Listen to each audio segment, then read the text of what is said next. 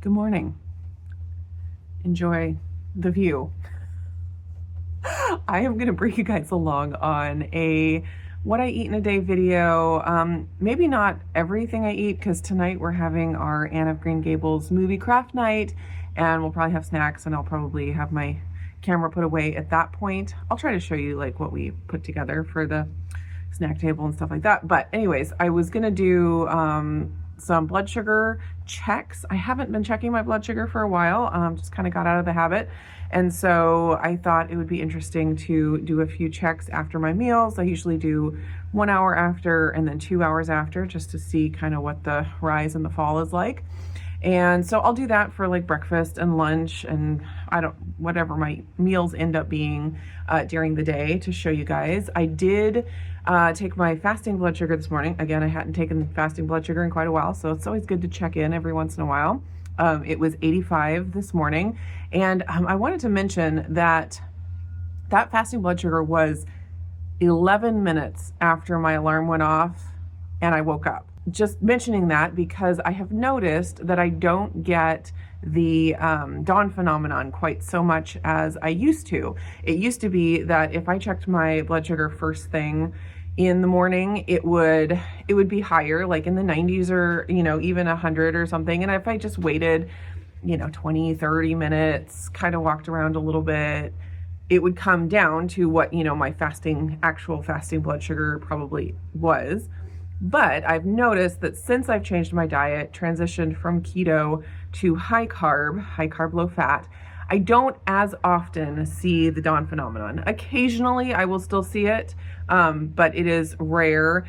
Also, it could be that, I took my blood sugar 11 minutes after I got out of bed, and it was 85. Maybe if I had gotten up and walked around and taken it like 20, 30 minutes later, maybe it would have been in the 70s. I don't know. So maybe I still am having some dawn phenomenon, but it's just, shifted that much lower that it's not as noticeable, because 85 is a perfectly normal fasting blood sugar.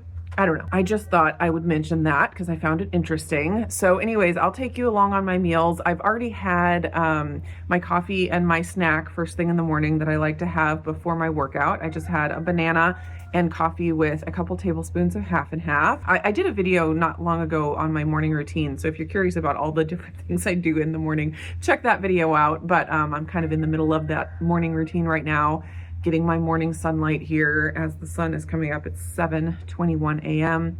So I will go in and do my red light therapy and all my other stuff, and then I will get some actual breakfast. This video today is sponsored by Colostrum. Colostrum is a bioactive whole food.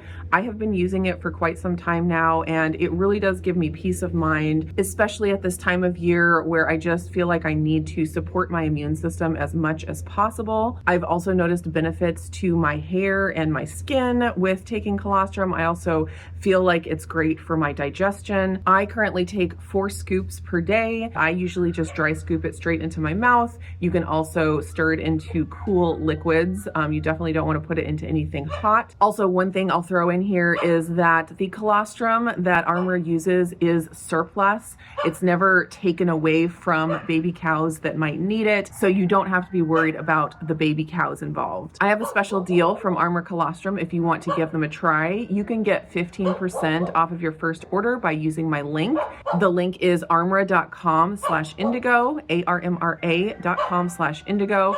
And there's a dog that's very excited to bark at my dog and cats across the street. But if you click that link, you can get that 15% off your first order. Thanks again to Armour Colostrum for sponsoring the video today. Okay, I just threw together my breakfast, and I feel like every time I do a what I eat in a day video, I show you guys the same thing. Well, with a few little variations, but I'm having sprouted oats. I use the Farmers We Know brand of sprouted rolled oats. Sometimes I use the steel cut oats, but I was out of those. So using up my rolled oats. And then I mixed in a little bit of the horchata collagen in there. And let's see. And then I topped it with some Greek yogurt, 4 ounces of Fage Greek yogurt. And then 1.5 ounces of the spiced plum jam that I made over the summer.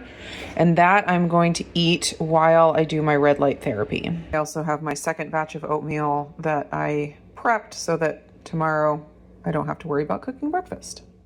Here's the macro breakdown for my breakfast. It was 549 calories total, 83.9 grams of carbs. I'm not sure how much of that was fiber, but it was a fair amount of fiber. 34.9 grams of protein and 7.7 grams of fat. And I'm going to show you my blood sugar responses 1 hour and 2 hours after this meal.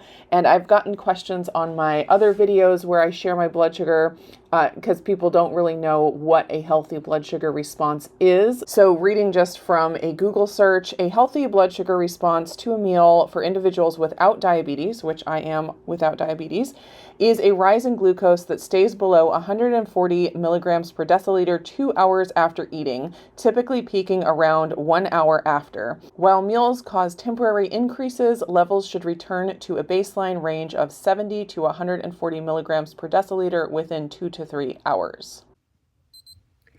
This is 1 hour after eating the oatmeal. And here we are after 2 hours. 83.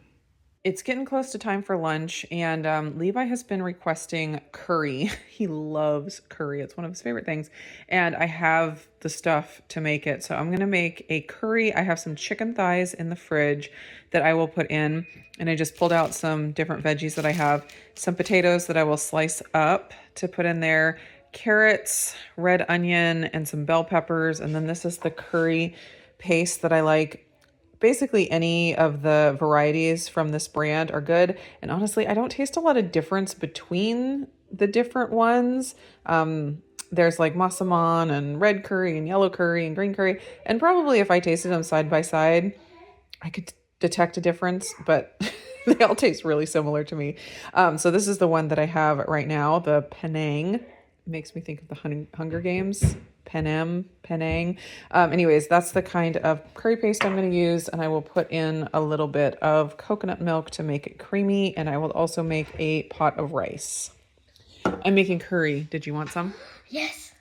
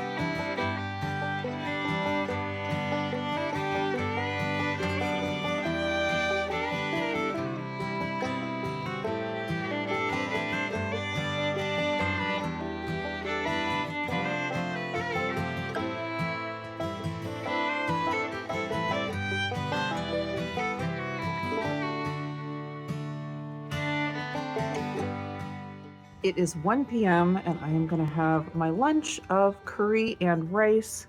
And the cat is coming up here to try to knock my phone down and anything else. Thank you. Hi. I'm also going to finish this mango lemonade kombucha. I started sipping on it. Please don't knock my phone off. Oh, and please don't eat my food. I started sipping on it while I was cooking.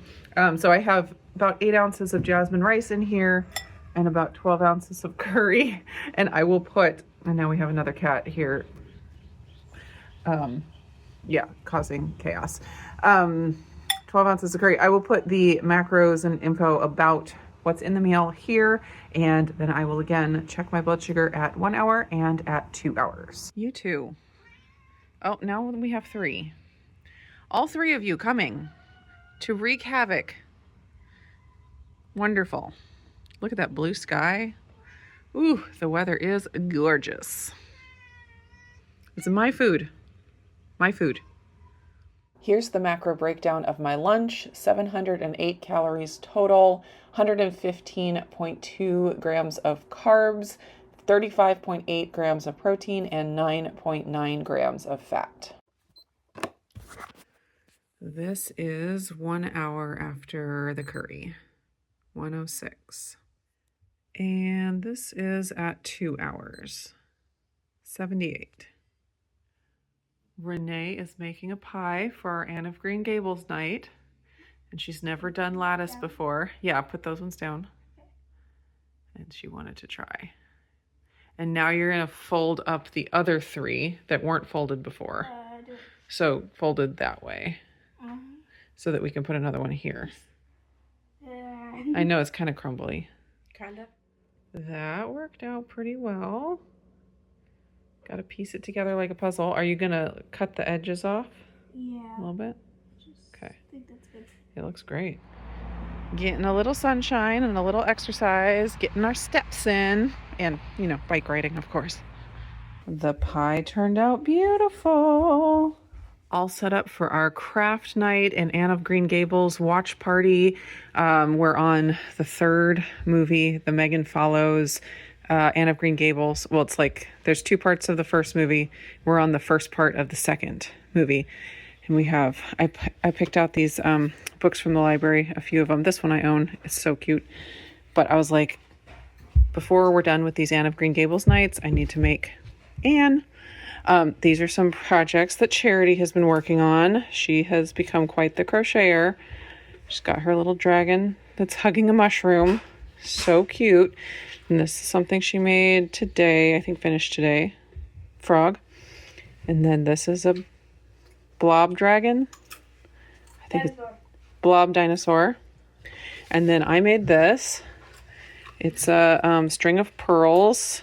What are they called? Succulent. It's from this book here.